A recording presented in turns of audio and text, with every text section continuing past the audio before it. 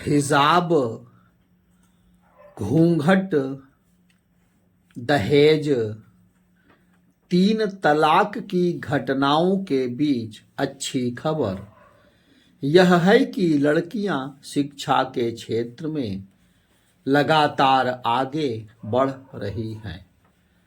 हाल की एक खबर के अनुसार दक्षिण भारत में आईआईटी में लड़कियों की संख्या पिछले 5 साल में 19% से बढ़कर 26% को पार कर गई है।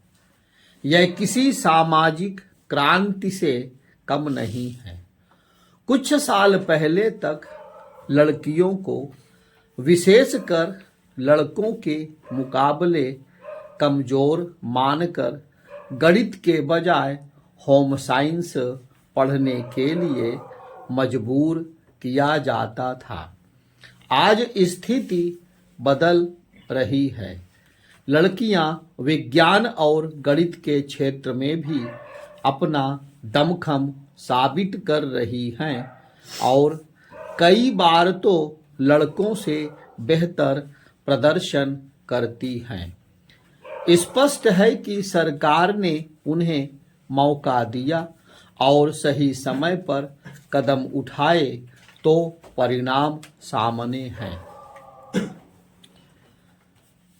2014 तक आईआईटी में लड़कियों का प्रतिशत सिर्फ 14% था। 2018 में यह बढ़कर 17% हुआ। अब यह 20% हो गया है।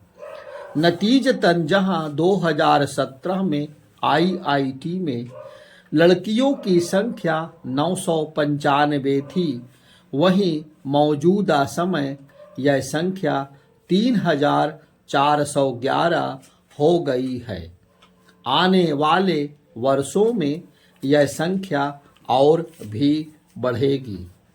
इसमें भी यह तरक्की मुंबई समेत दक्षिण के राज्यों में ज़्यादा बेहतर है।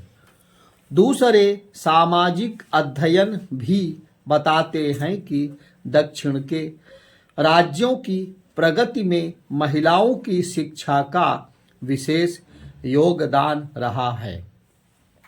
यही बात उन अन्य देशों की प्रगति बताती है जहां महिलाओं की शिक्षा के लिए विशेष कदम उठाए गए। क्या जाति के विभाजनकारी और अवैज्ञानिक विमर्श के बीच सामाजिक बराबरी और सौहार्द के लिए यह कदम ज़्यादा सार्थक नहीं है? 21वीं सदी के भारत में सिर्फ जाति के भरोसे विकास और सच्ची बराबरी संभव नहीं है।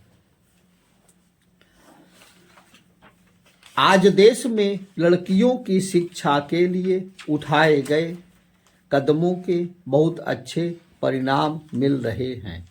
हाल में चंद्रयान-3 की सफलता के पीछे भी अनेक महिला विज्ञानियों का योगदान रहा। युवा विज्ञानी पुरस्कार पाने वालों में लड़कियों की संख्या लगातार बढ़ रही है। पिछले 100 वर्ष तक महिला विज्ञानियों में सिर्फ एक विदेशी मैडम क्यूरी का ही नाम इस देश के लोग जानते रहे हैं, लेकिन अब विज्ञान के कई क्षेत्रों में भारत की महिलाएं भी अपना नाम दर्ज करा रही हैं।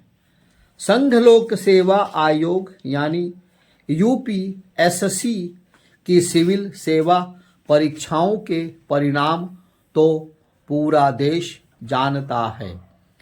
वर्ष 2022 की परीक्षा में पहले 5 में 4 लड़कियां थीं। उससे पिछले 4 वर्षों में भी लगातार लड़कियां ही टॉप करती रही हैं। हर वर्ष सिविल सेवा परीक्षा में लड़कियों की सफलता लड़कों के मुकाबले कई गुना अधिक रहती है।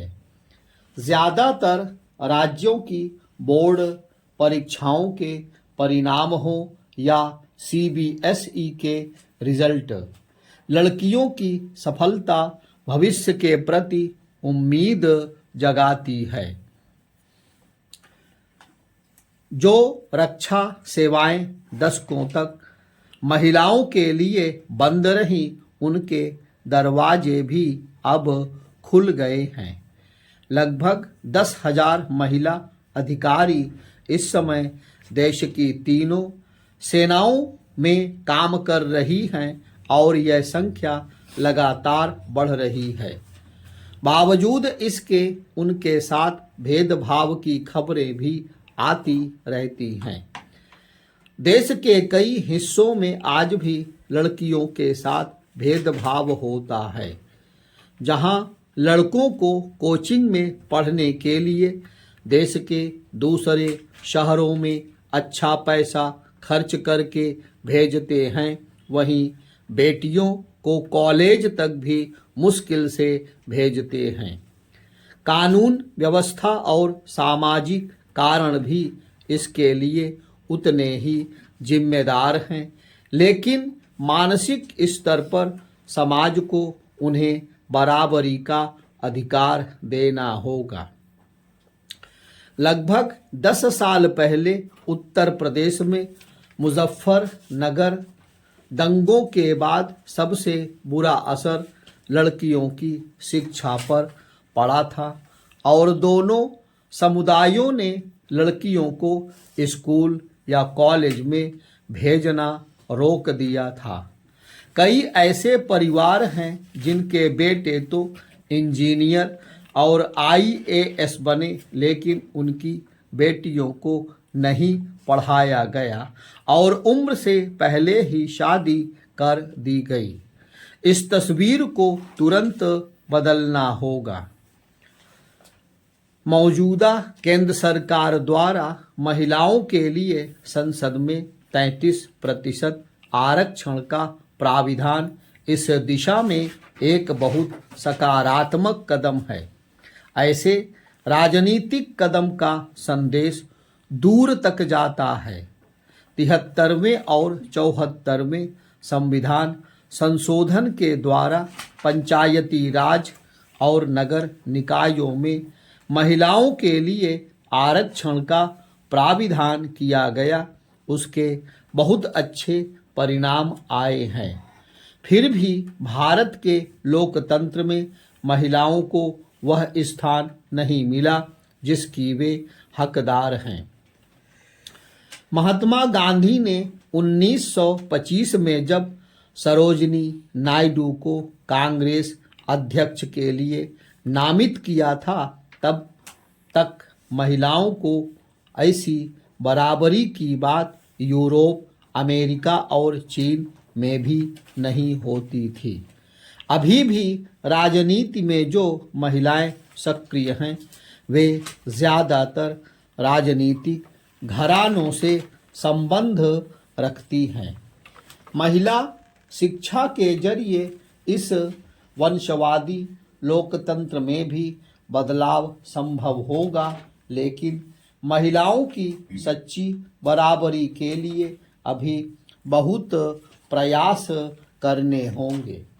मौजूदा लोकसभा में भी महिलाओं का प्रतिशत मात्र 14 है, जो दुनिया में लोकतंत्र के पैमाने पर बहुत अच्छा नहीं कहा जा सकता।